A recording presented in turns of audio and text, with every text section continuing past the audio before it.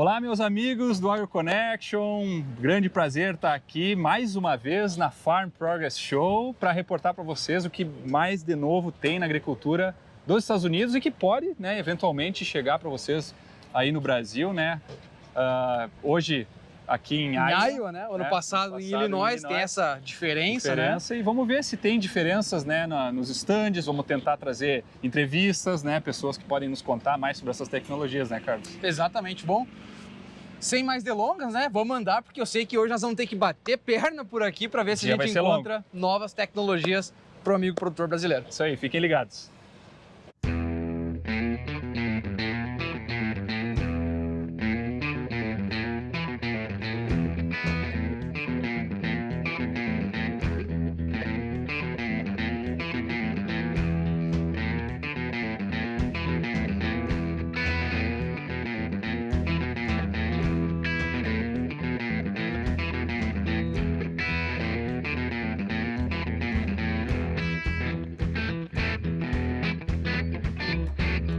Hello folks from Agro Connection. So we are getting started with our interviews here on site at Farm Progress Show in Boone, Iowa.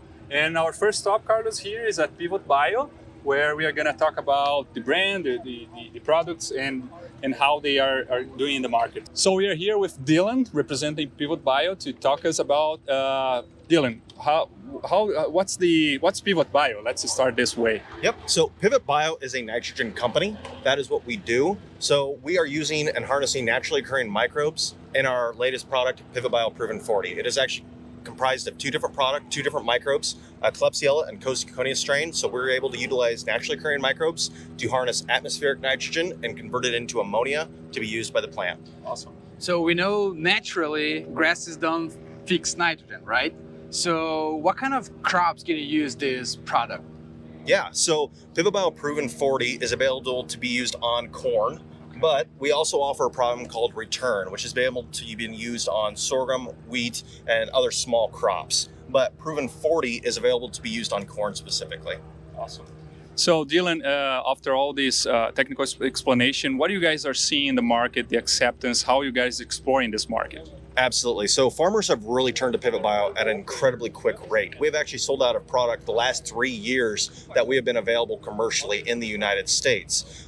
So farmers are quickly adopting us. Our biggest limitation, one, has been the availability to scale as quickly as farmers are wanting us to be. But the other thing is we have been available as a liquid in-furrow option only. And only about 15 to 20% of the market is actually capable of using an in-furrow product. So this year, Pivot Bio Proven 40 is going to be available as an on-seed product, which is going to open us up to everyone in the market. So next year, every farmer is going to be able to use us, whether they have an in-furrow system on their planter or not. Okay, and I think the next question and the most important one, how much nitrogen can you fix with this product? Absolutely. So we are a 40-pound replacement product. So the beauty of our product is you're not just putting 40 pounds of product into the soil, you're actually getting 40 pounds of product into the plant. And that's the biggest difference with our product versus using synthetic nitrogen. You're getting 100% of that nitrogen taken up by the plant. Okay. Excellent. I have one more question so we know you were spraying, or is this liquid solid product? Yes. So our liquid product that goes in furrow is a liquid, but our on seed, the microbes have actually been freeze dried, so they're very stable. And then we're able to put them into a liquid solution where they're then over applied onto the seed. Our seed has a 60-day shelf life, and our microbes are essentially dormant and stable while on that seed waiting to be applied. Okay, and my question is, what happened at the end of the season? Do you need to reapply this product the next season? The microbes survive, they die, what happens? Great question. So our microbes will die off. So our microbes actually live off of something called a plant exudate. We create a symbiotic relationship with that corn plant. That's what allows us to thrive and grow and colonize on the roots of the plant. But as that plant goes through senescence and actually starts to mature, plant exudate production dies off and our microbe dies with it as our food source goes away. So about R3, R4 time frame, our microbe production will start to halt, and then our microbe would die off as the plant demand for nitrogen also tapers off. Excellent. Thank you very much, Dylan, for your interview here. Thanks for Pivot Bio, and we are gonna see you next time for the next interview.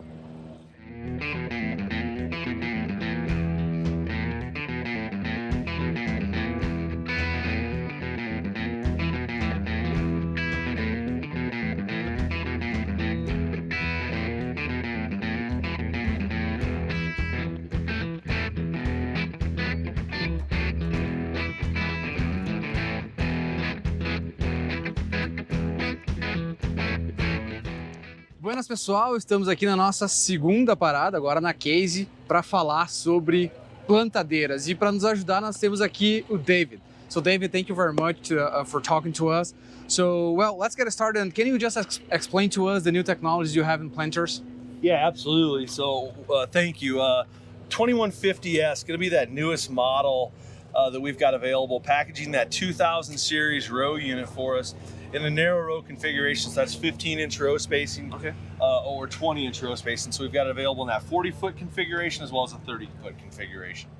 Awesome. We were talking before this interview how this planter is really good at hilly spots, like that type of landscape that I'm sure a lot of Brazilian farmers face. That can you talk about that a little bit with us? Yeah, one of the key features of the 2150S is that flexibility.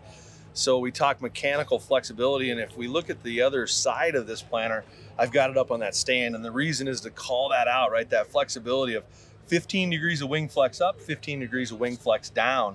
So you pair that with row unit travel of 8 inches up, 8 inches down.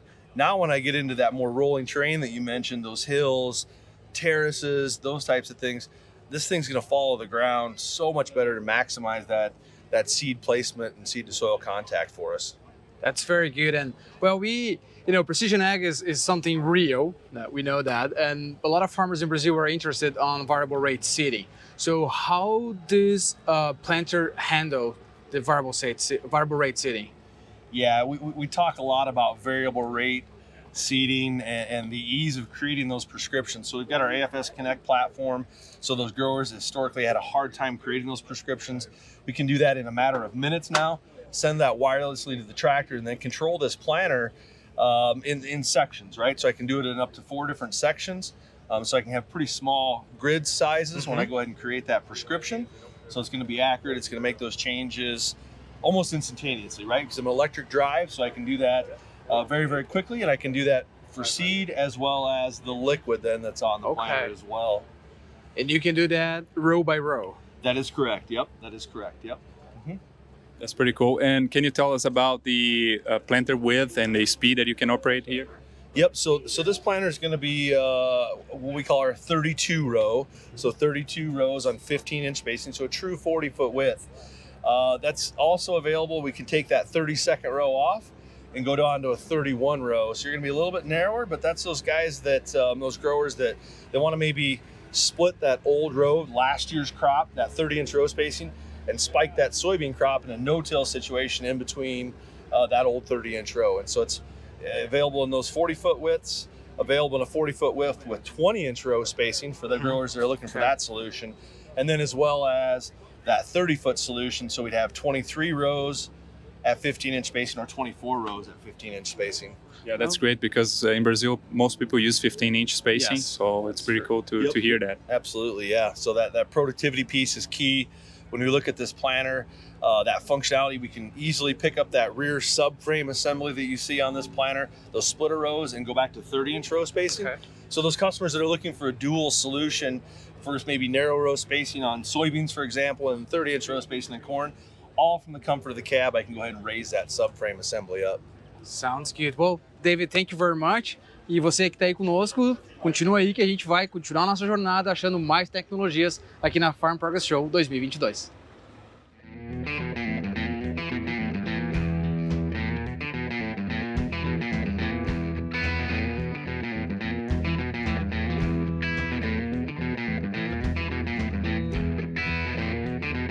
Pessoal, uma coisa que vocês vão notar bastante aqui na feira, conforme vamos fazendo imagens, é a quantidade de baldes, né, que o pessoal leva na mão como brinde de No feira. Brasil, acho que o principal é o boné, né? Mas Boné, aqui o pessoal caneta. vem recolher balde mesmo. Aqui o pessoal traz balde.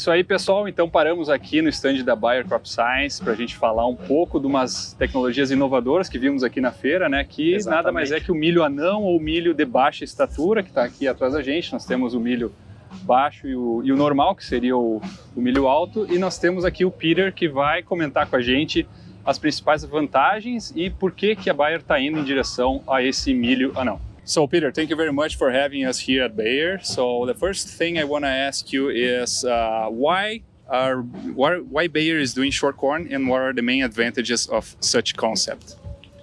Yeah, absolutely. There's a lot of really great advantages to this product, and we'll go kind of through those steps of it. And so we kind of have an acronym here at Bayer, and that's the PAY acronym, P-A-Y.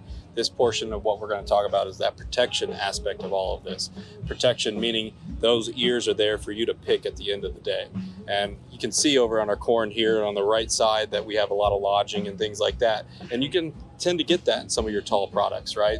The center of gravity is way high, the plant's way high, and the wind isn't getting any less. So when we see these products in the wind, they fall over. Well, that protection aspect comes from these short products. We move that ear a little bit lower to the ground, the plant a little bit shorter to the ground. It creates a lower center of gravity in that plant, and we just see a lot less lodging due to that. And that's that protection aspect of all of this. The access portion of all of this is the fact that you can get into this field year round, whenever you want to with the right equipment, right? With a high clearance sprayer, you should have access to this field whenever you want it. This gives you all sorts of different intensities on how you want to manage your things. You can park the plane in some situations where you can always get in there, you can spray, you can apply your nitrogen differently, you can apply your fungicides, your insecticides differently, and at your management level, however you want to do it. The Y, which is that yield potential portion of this, is the fact that this is a very different system. When you partner the protection and that access piece with a very different architecture that handles density and row widths very differently, the sky is the limit. If we are growing this product in the same system that we are growing it today, it yields about the same, right? But the potential for this lies in the different. Understanding that we took 50 years to figure out how to grow this corn properly. If we take 50 years to figure out how to grow this corn properly, as a community, we're doing something wrong. The potential lies in the different here. Changing our densities, understanding that different row widths, different management schemes, different application schemes for nitrogen, all your nutrients and everything, that opens that window up to that different and change that we'll see through the years and through that innovation. And that's really what we want to do, is we want to innovate with the farmers as we move through with this. And that's really where all the advantages of this product lies. That's very good. Let's switch gears a little bit. I'm going to ask you about carbon markets and how this type of corn, this new technology would affect that. We know most of the carbon comes from the residue, right? From the biomass. And corn is very important on that because of the amount of biomass it produces. So we are probably reducing the size of the plant, it's clear, so it probably will translate in less biomass. So what will be the long-term effect of that in terms of carbon and soil quality? So that's a really, really good question, and something that we're still investigating today. But when you look at this plant and you look at the way the architecture is, it's really not all that different from our tall. It has the same number of nodes, the same number of leaves, and the same ear. So when we talk about a biomass perspective, all of that's the same. The only thing that we've ended up doing is kind of shrinking that stalk a little bit. And so you tend to see, a slight reduction in that biomass of that stalk. And so when we see that, that might be a portion of that. But let's also look at this from the flip side. When we talk about that protection aspect, that standability of the plant, if you're losing 10% of your plant every year, and that yield's being lost, that's lost carbon, and you're not going to need that. So at the end of the day, you're going to save acres to produce the same amount of yield on an acre is going to take less of this corn than this corn at the end of the day, just to do it to all that protection aspect of it and that change in how we manage and everything else. And there's where I think you're going to see a lot of your carbon being saved, is that, you're producing less or more on less at that point in time. Okay. Have any other question? That's good enough. Let me close the video. Okay, thank you very much, Peter, and for receiving us here at Bayer. Pessoal, até a próxima parada.